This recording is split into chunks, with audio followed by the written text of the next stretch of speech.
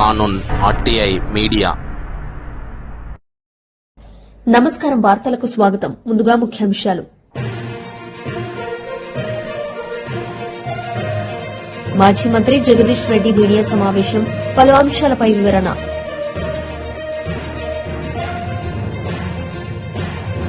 MLC Bhumireddy Ramgopal Reddy media సమావేశం, పలు అంశాలపై వివరణ. ఉద్యోగ నోటిఫికేషన్లు ఇవ్వాలని, 2 లక్షల ఉద్యోగాలు భర్తీ చేయాలని, జాబ్ క్యాలెండర్ అమలు చేయాలని కోరుతూ నిరుద్యోగులతో కలిసి ధర్నా నిర్వహించారు టీఆర్ఎస్ అధ్యకురాలు కవిత. ప్రభుత్వం దిగొచ్చే వరకు నిరుద్యోగుల వెన్నంటే ఉంటానని కవిత హామీ ఇచ్చారు. తీవ్రంగా వ్యతిరేకిస్తున్నది. నిరుద్యోగ మిత్రులందరితో కూడా మేము ఖచ్చితంగా నిలబడతాం. మీరేదైతే ఒక పిలిపిచ్చారో 5,000 వద్దురా 19,000 ముద్దురా అని, దానికే మేము కట్టుబడి ఉంటాం. అంతేకాదు నాకు చెడ్డ పేరుంది. అదేంటంటే జనరల్ గా నేను ఏ ఇష్యూ టేకప్ చేయను. టేకప్ చేస్తే మాత్రం విడిచిపెట్టాను.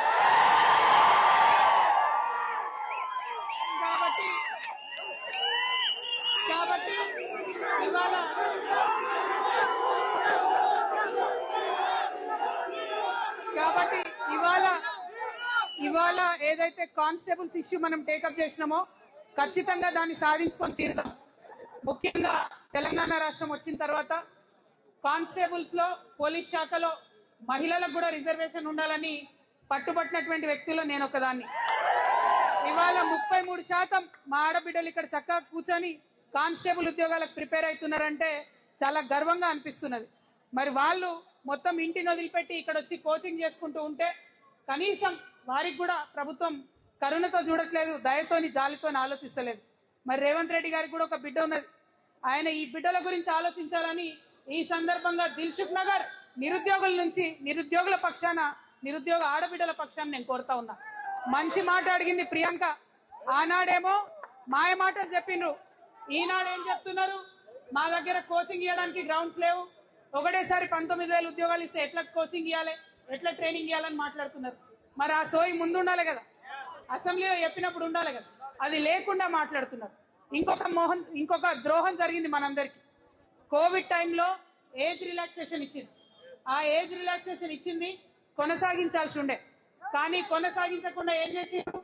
దొంగ జీవో ఇచ్చిండ్రు. దొంగ జీవో నంబర్ 31 ఇచ్చి 2 సంవత్సరాలు కాలయాపన చేసిండ్రు. ఆ 2 ఏళ్ల టైంలో కనీసం ఒక కానిస్టేబుల్ పోస్ట్ కూడా ఇవ్వలేదు. మరి రిలాక్సేషన్ ఎందుకోసం ఇచ్చినట్టు? అంటే నేను కొట్టినట్టు చేస్తాను, నువ్వు ఏడ్చినట్టు చేయి, నేను ఇచ్చినట్టు చేస్తాను, నేను మోసం చేస్తాను. ఈ ప్రయత్నం తప్పితే దానివల్ల ఉపయోగం లేదు.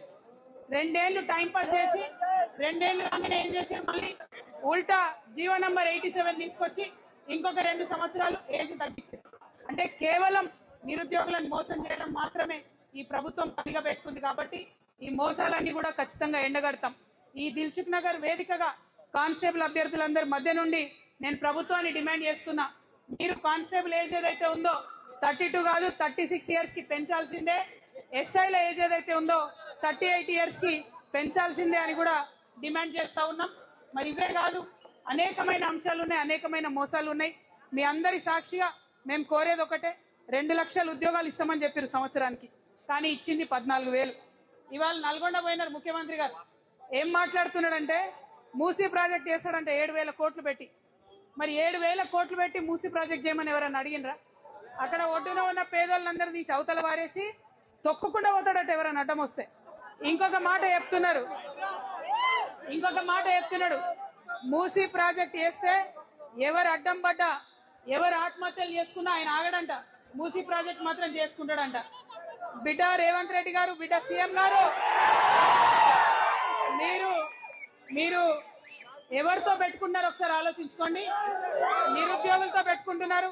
ఎవరైతే మిమ్మల్ని గద్దెకెక్కించిండ్రో ఇవాళ వాళ్ళని దొక్కే ప్రయత్నం చేస్తున్నారు. మీరు ఖచ్చితంగా ఆ గద్దె నుండి దించేది కూడా ఈ నిరుద్యోగులే అవుతారు. వాళ్ళతో పెట్టుకోకండి. ఖచ్చితంగా మీరేదైతే 19,200 ఇస్తామన్నారో ఇచ్చిన మాట ప్రకారం ఇవ్వండి. వాళ్ళు జూలై 2 నాడు నిరుద్యోగ మిత్రులందరూ కూడా మరి అసెంబ్లీ కేబినెట్ ముట్టడి చేస్తామంటున్నారు, అది సెక్రటేరియట్ ముట్టడి చేస్తామంటున్నారు 1,00,000 మందితోని. అదే రోజు మేము ఉద్యమకారుల కార్యక్రమం కూడా పెట్టుకున్నాం. అవసరమైతే ఉద్యమకారులను కూడా మీతో కలిసి నడుస్తాం.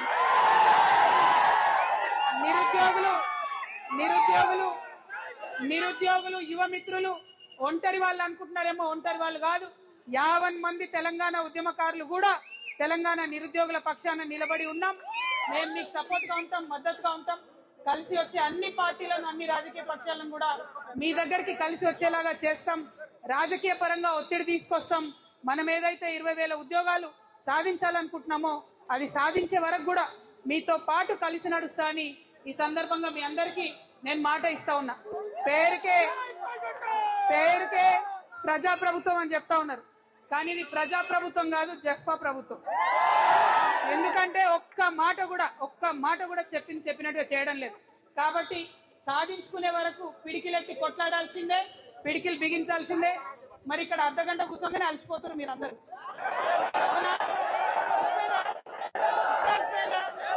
ఓపిక అయిపోయిందా? ఎనర్జీ అయిపోయిందా? పక్కనా కొట్లాడతారా? ఉద్యోగాలు తెచ్చుకుందామా? పక్క. జై తెలంగాణ, జై తెలంగాణ, జై తెలంగాణ. మా ఉద్యోగాలు 5,000 వద్దురా, 5,000 వద్దురా, 5,000 వద్దురా. జై తెలంగాణ. మాజీ మంత్రి జగదీష్ రెడ్డి మీడియా సమావేశం నిర్వహించారు. ఈ సందర్భంగా ఆయన మాట్లాడారు. ప్రారంభం చేస్తా అని చెప్పి ఒక సాకు పెట్టుకొని వచ్చి ఖాళీ కుర్చీల మీద వాంతి చేసుకొని పోయాడు. ఆయన ఇక్కడ హైదరాబాద్లో నింపుకున్న, కడుపు నిండా నింపుకున్న వికారంతో పాటు వచ్చి అక్కడ ఒక చీర ఇచ్చి ఇప్పటికీ 10 సార్లు మీటింగ్లకు గట్టుకురమ్మన్నారు బలవంతంగా అని చెప్పి నిరసనతో వెళ్ళిపోయిన మా నల్గొండ జిల్లా మహిళా సోదరిమణుల నిరసన తర్వాత యథావిధిగా మళ్ళీ కేసీఆర్ పైన, కేటీఆర్ పైన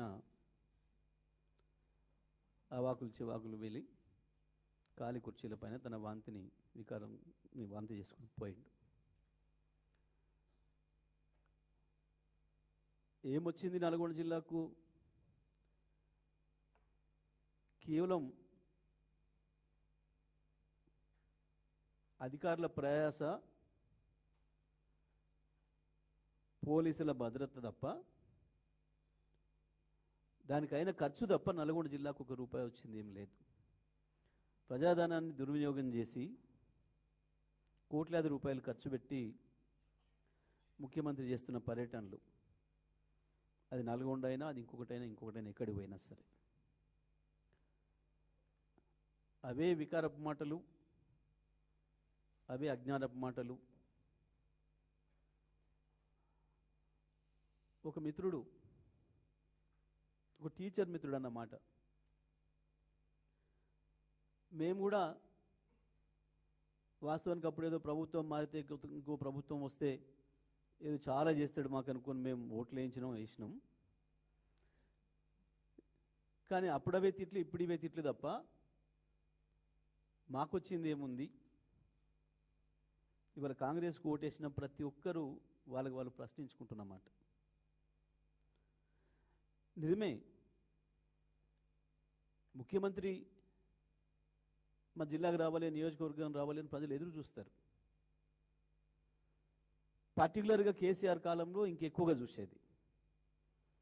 కేసీఆర్ వచ్చిందంటే ఇంకా మా పంట వండినట్టే, మా నియోజకవర్గం బాగైనట్టే, మా జిల్లాకు లాభమైనట్టే అని చెప్పి ఎదురు చూసేది. కేసీఆర్ వస్తేనేమో ఆనాడు నిధుల వరద వచ్చేది. ఇవాళ రేవంత్ రెడ్డి వస్తే బూతుల కంపు వస్తుంది. ఎక్కడికి పోయినా సరే దాన్ని మళ్ళీ తెల్లారి శుద్ధి చేసుకోవాల్సి వస్తుంది ప్రజలు.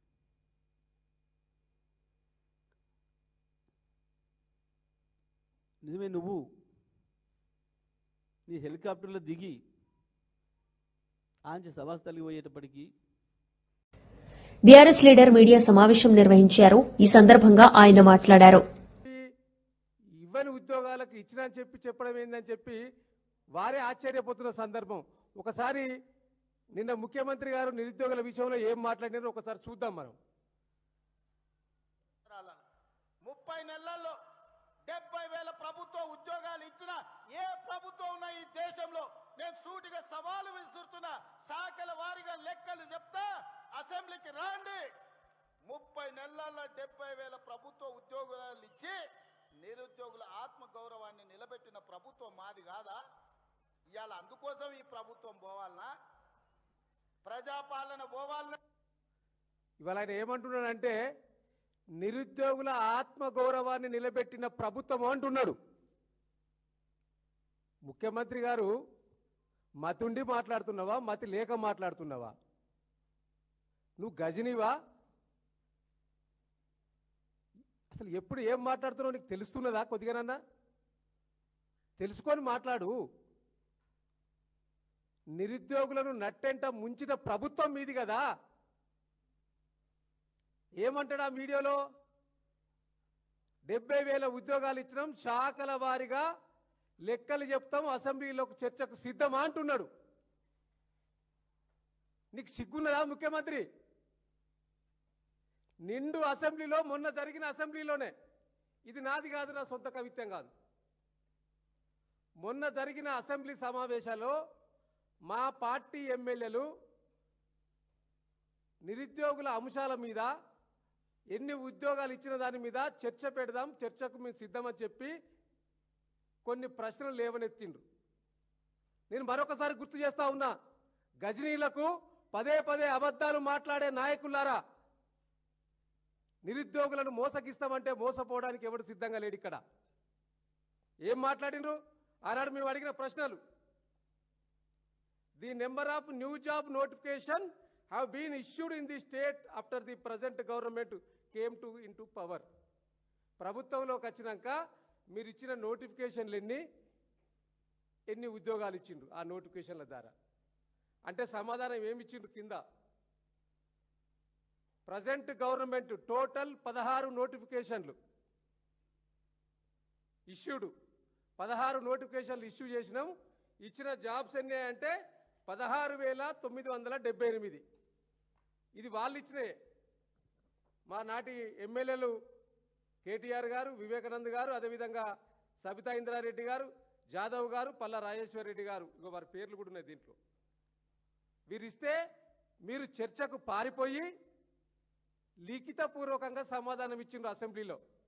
మర్చిపోయినావా ముఖ్యమంత్రి గారు? మతిమరుపు ఉన్నదే నీకేమన్నా? శాఖల వారిగా సిద్ధమా అన్నాడు చర్చకు. సిద్ధం ఎందుకే? ఇక్కడ మేము చెప్తున్నాంగా లెక్క. మీరే ఇచ్చిండ్రు, మీ ప్రభుత్వమే ఇచ్చింది. ఏ ఏ శాఖలో ఎన్ని ఉద్యోగాలు ఇచ్చినామో ప్రధాన ప్రతిపక్ష పార్టీగా మేము అసెంబ్లీలో అడిగితే లిఖితపూర్వకంగా ఇచ్చిన సమాధానం రాసుకో. మర్చిపోతే రాసుకో. చెప్తున్నా, ఎక్కడెక్కడ టీజీపీఎస్సీ ద్వారా గ్రూప్ 1లో 60 ఉద్యోగాలు ఇచ్చినామని చెప్పారు మీరు. డిఎస్సి ద్వారా స్కూల్ అసిస్టెంట్లో 5,973 ఉద్యోగాలు. మెడికల్ అండ్ హెల్త్లో, అది సివిల్ అసిస్టెంట్ సర్జన్లో 435 ఉద్యోగాలు. మాజీ ఎంపీ మార్గాని భరత్ మీడియా సమావేశం నిర్వహించారు. ఈ సందర్భంగా ఆయన మాట్లాడారు. ఇవాళ మనకి వెలుగులోకి వచ్చిన ఘటనలు ఇవి. అసలు వెలుగులోకి రాని ఎన్ని ఘటనలు జరుగుతున్నాయండి ఇవాళ ఆంధ్రప్రదేశ్లో? ఇక్కడ రాజమండ్రిలో స్థానికంగా ఒక సెట్టిబలిజా యువకుడి పైన తీసుకుని వచ్చి పీడీ యాక్ట్ పెట్టారు. పీడీ యాక్ట్ పెట్టి టెర్రరిస్ట్ లాగా రోడ్డు మధ్యలో ఆపేసి అరెస్ట్ చేసి ఎత్తుకెళ్ళిపోయారు. అతని పైన రౌడీ షీట్ తీస్తే హైకోర్టును ఆశ్రయించారు. హైకోర్టు కూడా చివాట్లు పెట్టింది ఈ డిపార్ట్మెంట్కి. మీరు చీటికి మాటికి ప్రభుత్వ కక్ష సాధింపులు చెయ్యొద్దు అని చెప్పేసి హైకోర్టు కూడా చివాట్లు పెట్టింది. మీరు మాటి మాటికి స్టేషన్లకు పిలిపించొద్దని కూడా చివాట్లు పెట్టింది. మళ్ళీ ఇవాళ ప్రచారాలు చేస్తున్నారు. ఒక రౌడీ షీటర్, వీళ్లే తీస్తారు రౌడీ షీటర్లు, మళ్ళీ వీళ్లే ప్రచారం చేస్తున్నారు ఏ రౌడీ షీటర్ని అరెస్ట్ చేస్తే తప్ప అని. నేను అడుగుతా ఉన్నా, 2 కేసులు ఉన్న వ్యక్తి పైన అరెస్టులు చేస్తారా అని అడుగుతా ఉన్నా. ఇది కాక ఇవాళ నారా లోకేష్ గారు అవలంబించే రాజ్యాంగము ఇండియన్ కాన్స్టిట్యూషన్ కాదండి, ఇది భారత రాజ్యాంగం. డాక్టర్ బాబాసాహెబ్ అంబేద్కర్ గారు రచించిన రాజ్యాంగం. దీనిపైన గౌరవం లేదు. ఎంతసేపు కూడా రెడ్ బుక్ పట్టుకోవడం, ఆ రెడ్ బుక్లో నోటికొచ్చిన మాటలు మాట్లాడడం. ఆ రెడ్ బుక్నే మీ పోలీస్ డిపార్ట్మెంట్ కూడా ఐపీసీ సెక్షన్ని పక్కన పెట్టేసి ఈ రెడ్ బుక్ సెక్షన్ని మీరు అవలంబిస్తున్నారు. ఐపీసీ సెక్షన్లో ఒక గాలికి వదిలేశారు. ఓన్లీ ఆంధ్రప్రదేశ్లో రెడ్ బుక్ సెక్షన్లు జరుగుతూ ఉన్నాయి. సరే, ఐపీసీది బిఎన్ఎస్గా మారింది, బిఎన్ఎస్ సెక్షన్స్ని అవలంబించాలి కదా, ఎందుకు చేయట్లేదని అడుగుతా ఉన్నా. దాన్నే అలుసుగా తీసుకుని ఇవాళ ఈ పరిస్థితులు కనబడుతున్నాయి. ఇవాళ యువత రాజకీయాల్లోకి రావాలండి. యువత ఎడ్యుకేటెడ్ యంగ్స్టర్స్ రావాలి. మరి నారా లోకేష్ గారు స్టాన్ఫర్డ్ యూనివర్సిటీలో చదువుకున్నారు. చదువుకుని ఆయన బుక్ పట్టుకుని మాట్లాడిన మాటలు ఏంటండి? రెడ్ బుక్ పట్టుకుని కడ్రాయర్తో నడిపిస్తా, కడ్రాయర్తో పరిగెట్టిస్తా, ఏ జగన్ లండన్ దేనికి వెళ్ళాడు, ఏం చేయడానికి వెళ్ళాడు అని ఆ బీప్ మాటలు. ఇతను చీఫ్ మినిస్టర్ క్యాండిడేట్ అండి. ఇతను మాట్లాడచ్చా? బూతులు మాట్లాడచ్చా? ఏం మాట్లాడవు? ఇవాళ రాష్ట్ర ప్రజలు ఎవరో చూడలేదని అనుకుంటున్నావా బాబు నారా లోకేష్? నువ్వు జగన్ గారి గురించి లండన్ వెళ్ళినప్పుడు నువ్వేం మాట మాట్లాడావు? ఆ మాట నేను ఉచ్చరించగలను, కానీ సభ్య సమాజం ఒప్పుకోదు. సభ్య సమాజం ఒప్పుకోదు. ఏం మాటలు మాట్లాడావు? నువ్వు మాకా నీతులు చెప్పేది? ఇవాళ సాయి కృష్ణ లాకప్ డెత్ జగన్ అన్న గనక బయటికి తీసుకురాకపోతే అసలు అది వెలుగులోకి వచ్చేదా అని అడుగుతా ఉన్నా. వచ్చేది కాదు. ఇవాళ దళిత యువకుడు నేను పలానా పోలీస్ ఆఫీసర్ వాళ్ళని చచ్చిపోతున్నాను అని సూసైడ్ వీడియో చేసుకుంటే మేము దాన్ని బయటికి తీసుకురాకపోతే వెలుగులోకి వచ్చేదా అని అడుగుతా ఉన్నా. స్టీల్ ప్లాంట్లో అండి, స్టీల్ ప్లాంట్లో అక్కడ దుర్ఘటన జరిగితే ఈయన నారా లోకేష్ గారు అంటారు మీ ఇంట్లో ఎవరు చచ్చిపోలేదు కదా మీకెందుకు అని అంటున్నాడు. ఎవరైనా మాట్లాడతారండి అలాగా? ఇప్పుడు అక్కడ సహనం కోల్పోయి ఈ రకంగా మాట్లాడతారా ఎవరైనా అని అడుగుతా ఉన్నా. ఇది ఎంతవరకు కరెక్ట్ అని అడుగుతున్నా. అదే ఎల్జీ పాలిమర్స్ ఘటన జరిగినప్పుడు జగనన్న ఎక్స్గ్రేషియా కింద ₹1 కోటి ఇచ్చాడు. మీరేం చెప్తున్నారు? వాళ్ళకి రావాల్సిన ఏవైతే ఇండస్ట్రీస్ యాక్ట్ ప్రకారంగా లేకపోతే steel plant. MLC Bhumireddy Ramgopal Reddy media సమావేశం నిర్వహించారు. ఈ సందర్భంగా ఆయన మాట్లాడారు. ప్రథమ వ్యక్తి, ప్రథమ ముద్దాయి జగన్మోహన్ రెడ్డి గారు. ఇప్పుడు ఈ 2024లో కూటమి ప్రభుత్వం అధికారంలోకి వచ్చిన తర్వాత ఎన్నో దశాబ్దాలుగా ఉన్న రాయలసీమ ప్రజల ఆకాంక్షలను నెరవేర్చడానికి, అంతేకాకుండా విభజన చట్టంలో ఉన్న కడప స్టీల్ ప్లాంటు నిర్మాణాన్ని సాకారం చేయడానికి గౌరవ ముఖ్యమంత్రి చంద్రబాబు నాయుడు గారి సారథ్యంలో జూలై 3వ తారీఖున శంకుస్థాపన చేయడం జరుగుతోంది. దాదాపు 16,350 కోట్ల రూపాయల పెట్టుబడితో 3 మిలియన్ టన్నుల ఉత్పత్తి సామర్థ్యంతో ఆ నిర్మాణాన్ని శంకుస్థాపన చేయడం జరుగుతోంది. 2028 లోపు ఈ నిర్మాణాన్ని పూర్తి చేసి 2028లో దీన్ని ప్రొడక్షన్ను ఉక్కును తయారు చేయాలనే సంకల్పంతో అడుగులు ముందుకు పడుతూ ఉన్నాయి. 3వ తేదీన రాయలసీమ ప్రజల ఆకాంక్షలను ఆశలను నెరవేర్చే దినంగా రాయలసీమ ప్రజలంతా కూడా నేడు భావిస్తున్నారు. ఖచ్చితంగా గౌరవ ముఖ్యమంత్రి గారి ఆశయాలకు అనుగుణంగా ఖచ్చితంగా ఏదైతే జేఎస్డబ్ల్యూ సంస్థ ఇప్పటికే ఆ ప్రాంతంలో ప్రిలిమినరీ పనులను అన్ని కూడా పూర్తి చేయడం జరిగింది. దానికి సంబంధించిన భూమి చదును చేసే కార్యక్రమాలు, ఇతర అన్ని కార్యక్రమాలను కూడా వేగంగా జరుగుతున్నాయి.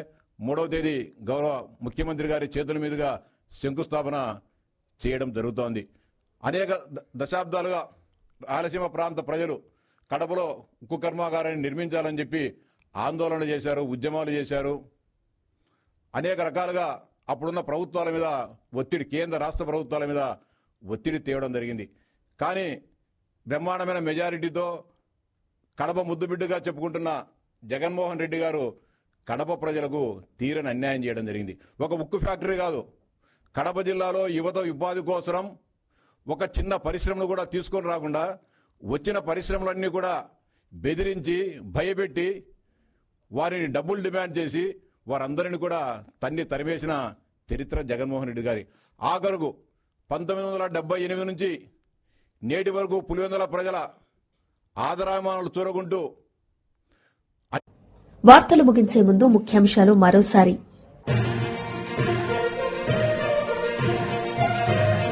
మాజీ మంత్రి జగదీష్ రెడ్డి మీడియా సమావేశం, పలు అంశాలపై వివరణ.